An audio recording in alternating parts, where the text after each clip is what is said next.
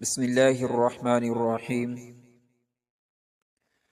ام المؤمنین حضرت سیدتنا عائشہ صدیقہ رضی اللہ تعالی عنہا روایت فرماتی ہیں کہ رسول اکرم صلی اللہ علیہ وسلم رمضان المبارک کے آخری عشرہ یعنی آخری 10 دن کا اعتکاف فرمایا کرتے، یہاں تک کہ اللہ عز و جل نے آپ صلی اللہ تعالی علیہ وآلہ وسلم کو وفات ظاہری عطا فرمائی۔ پھر آپ صلی اللہ علیہ وآلہ وسلم کے بعد آپ صلی اللہ تعالی علیہ وآلہ وسلم کی ازواج مطہرات اعتکاف کرتی رہیں۔ ایک اور روایت ام المؤمنین حضرت سیدہ عائشہ صدیقہ رضی اللہ تعالی عنہا سے ہے کہ سرکار دو عالم صلی اللہ تعالی علیہ وآلہ وسلم کا فرمان خوشبودار ہے، من اعتکف ایمانا و احتسابا غفر له ما تقدم من ذنبی، جس شخص نے ایمان کے ساتھ اور ثواب حاصل کرنے کی نیت سے اعتکاف کیا اس کے پچھلے گناہ بخش دیے جائیں گے۔ اعتکاف کہتے ہیں کہ مسجد میں اللہ عز و جل کی رضا کے لیے بنیت اعتکاف ٹھہرنا، یہ اعتکاف ہے۔ اس کے لیے مسلمان کا عاقل ہونا اور جنابت اور حیض و نفاس سے پاک ہونا شرط ہے، بلوغ شرط نہیں ہے۔ نابالغ بھی جو تمیز رکھتا ہے اگر بنیت اعتکاف مسجد میں ٹھہرے تو اس کا اعتکاف صحیح ہے۔ اعتکاف کی نیت، نیت دل کے ارادے کو کہتے ہیں۔ اگر دل ہی میں آپ نے ارادہ کر لیا کہ میں سنت اعتکاف کی نیت کرتا ہوں تو آپ معتکف ہو گئے۔ دل میں نیت حاضر ہوتے ہوئے زبان سے بھی یہی الفاظ کہہ لینا بہتر ہے۔ مادری زبان میں بھی نیت ہو سکتی ہے مگر عربی میں زیادہ بہتر ہے جبکہ معنی وہ ذہن میں موجود ہو۔ نویت سنت الاعتکاف کہ میں نے سنت اعتکاف کی نیت کی تو آپ کی نیت ہو جائے گی۔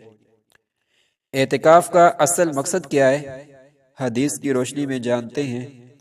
حضرت سیدنا ابو سعید خدری رضی اللہ تعالی عنہ فرماتے ہیں کہ سرکار مدینہ صلی اللہ تعالی علیہ وسلم نے ایک ترکی خیمہ کے اندر رمضان المبارک کے پہلے عشرے کا اعتکاف فرمایا، پھر درمیانی عشرے کا، اور پھر سر اقدس باہر نکالا اور فرمایا کہ میں نے پہلے عشرے کا اعتکاف شب قدر تلاش کرنے کے لیے کیا، پھر اسی مقصد کے تحت دوسرے عشرے کا اعتکاف بھی کیا، پھر مجھے اللہ عز و جل کی طرف سے یہ خبر دی گئی کہ شب قدر آخری عشرے میں ہے، لہذا جو شخص میرے ساتھ اعتکاف کرنا چاہے تو وہ آخری عشرے کا اعتکاف کرے، اس لیے کہ مجھے پہلے شب قدر دکھا دی گئی تھی، پھر بلا دی گئی، اور اب میں نے یہ دیکھا ہے کہ شب قدر کی صبح کو گیلی مٹی میں سجدہ کر رہا ہوں، لہذا اب تم شب قدر کو آخری عشرے کی تاک راتوں میں تلاش کرو۔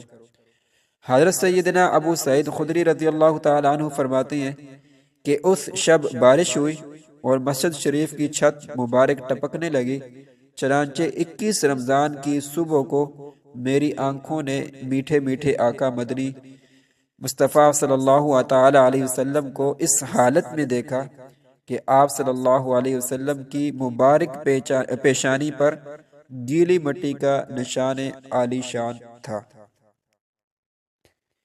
اعتکاف کا مقصد عظیم۔ محترم ناظرین، ہمیں زندگی میں ایک بار تو اس ادائے مصطفیٰ صلی اللہ تعالی علیہ وآلہ وسلم کو ادا کرتے ہوئے پورے ماہ رمضان المبارک کا اعتکاف کر ہی لینا چاہیے۔ رمضان المبارک میں اعتکاف کرنے کا سب سے بڑا مقصد شب قدر کی تلاش ہے، اور راجح یعنی غالب یہی ہے کہ شب قدر رمضان المبارک کے آخری 10 دنوں کی تاک راتوں میں ہوتی ہے۔ اس حدیث مبارک سے یہ بھی معلوم ہوا کہ اس بار شب قدر 21ویں شب تھی، مگر یہ فرمانا کہ آخری عشرے کی تاک راتوں میں اس کو تلاش کرو اس بات کو ظاہر کرتا ہے کہ شب قدر بدلتی رہتی ہے۔ اور ایک اور نقطہ اس حدیث پاک سے یہ بھی معلوم ہوا کہ رسول پاک صلی اللہ تعالی علیہ وسلم نے خاک پر سجدہ ادا فرمایا، جبھی تو خاک کے خوش نصیب ذرات وہ سرور کائنات صلی اللہ تعالی علیہ وآلہ وسلم کی نورانی پیشانی سے چمٹ گئے تھے۔